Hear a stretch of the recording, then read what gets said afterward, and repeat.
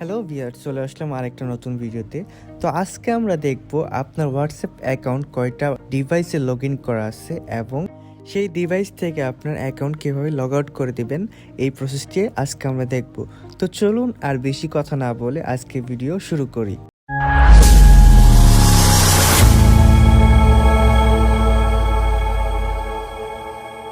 তো সেটা করার জন্য ফার্স্ট হচ্ছে আপনাদেরকে হোয়াটসঅ্যাপে চলে যেতে হবে। হোয়াটসঅ্যাপে যাওয়ার পর নিচে একটু লক্ষ্য করে দেখতে পারবেন প্রোফাইল আইকন, নিচে ইউ লেখা আছে, তো সেখানে একটা ট্যাপ করে দিবেন।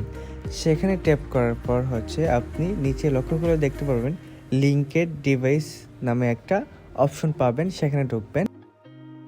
তো সেখানে ঢোকার পর হচ্ছে আপনি দেখতে পারবেন আপনার অ্যাকাউন্টটি কয়টি ডিভাইসে লগ ইন করা আছে।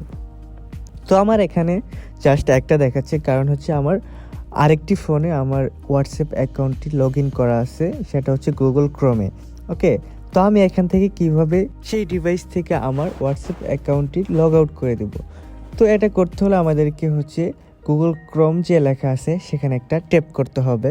সেখানে ট্যাপ করার পর নিচে দেখতে পাবেন লগ আউট। তো এখানে লগ আউট ট্যাপ করার সাথে সাথে হচ্ছে সেই ডিভাইস থেকে আপনার অ্যাকাউন্টটি লগ আউট হয়ে যাবে।